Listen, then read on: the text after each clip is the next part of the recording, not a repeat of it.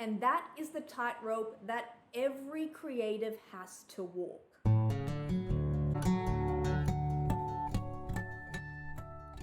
Hello and welcome back to my channel. My name is Tara East. I'm a writer, blogger, YouTuber, and the author of the mystery novel, Every Time He Dies. And in this week's video, I want to talk about the idea of letting go of writing. Dun, dun, dun. Recently, I was listening to an episode of the Secret Library podcast where host Caroline Donahue encouraged listeners to consider what their life might look like without writing. Initially, I was a little dumbfounded, but Caroline was quick to acknowledge that posing that kind of question on a writing podcast may seem a little bit odd, but taking the time to really consider this question could lead to some really interesting insights. Now, for me personally, if writing was no longer a part of my life, then whole areas of my life would crumble away. I wouldn't be teaching writing, I wouldn't have a blog or this YouTube channel, and I'd be losing an activity that I've dedicated a significant amount of time to. At its most basic, for all of us, I'm sure, writing is a creative outlet. But beyond that, it has also become, for me, the axis from which my entire life basically hangs. Without writing, I wouldn't have a job. Many of my friends who are also writers, I maybe not have so much in common with them anymore. My days would be a patchwork of basically errands and empty space, and I'd have to really discover a new way to work out my thoughts and feelings on every topic. In the podcast, Donahue asks the listener to consider how the feelings and achievements they hope to get from writing could maybe be found in some other area of their life. Perhaps you write as a way to feel seen, heard, or acknowledged. Starting a YouTube channel, hello, might be a really great way to do that.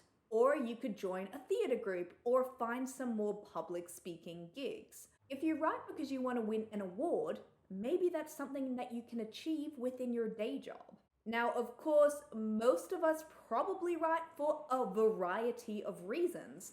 This hobby is too time-consuming and nuanced to be driven by a single desire. This mental exercise is particularly illuminating as it's a different way of coming at the question, why do you write? Or what does writing do for you? Personally, I know that when I'm not writing or working on a creative project in some capacity, I tend to feel restless and bored. Life really just seems to lack depth and color.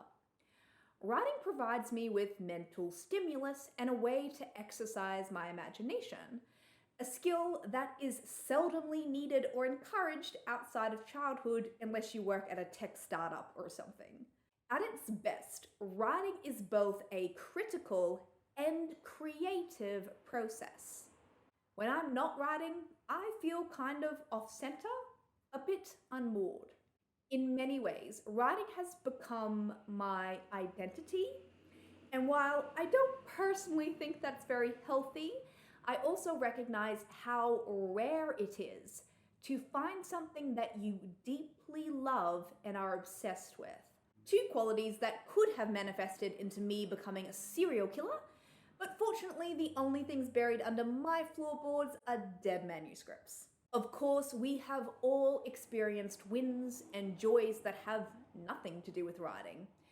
In fact, when you first start out as a writer, it may be some time until you achieve any sort of external goals. Now, of course, there are also times when writing is not a regular part of my day.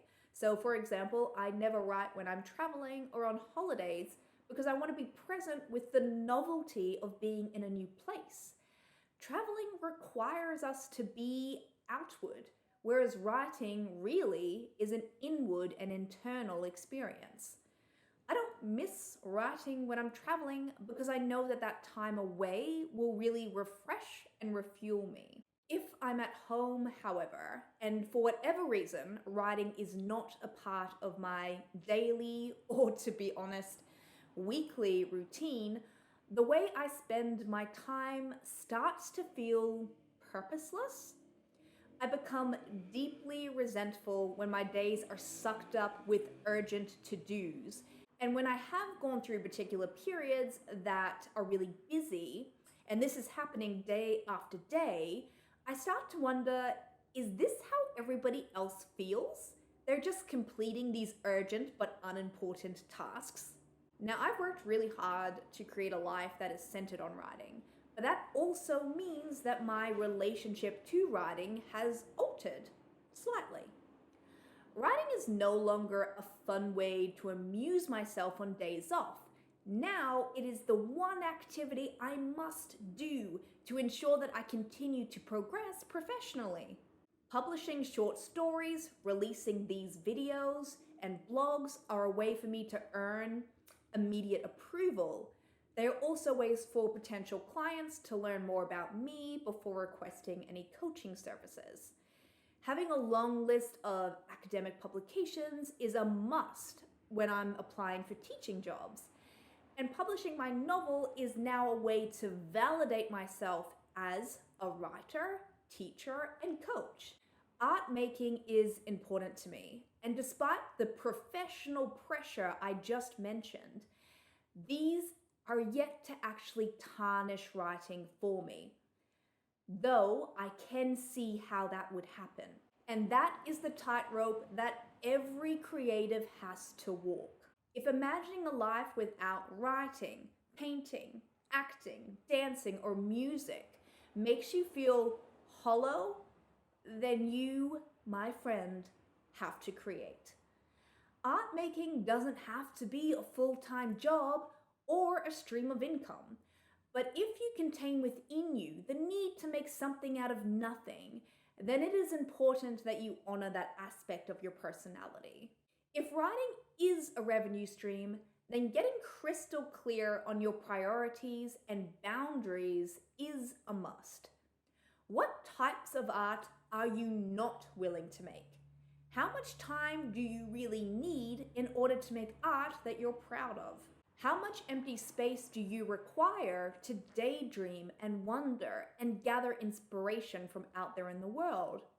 What forms of art, media, or experiences give you energy? Donahue's question, what would your life look like without writing, is an arresting one.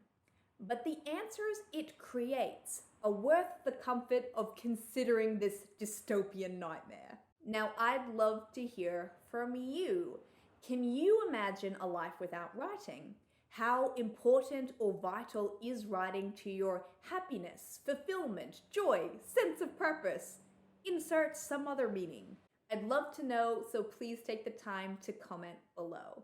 Now, if you'd like even more writing advice, of course, you can check out the other videos on this channel.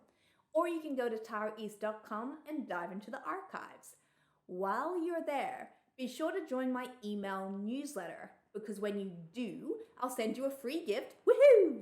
And you'll get an email in your inbox every single Thursday morning containing links to that week's blog and video, a quote by me, a note by me, and some resources that I've recently discovered and think that you'll love too. Thank you so much for being here. I really appreciate it.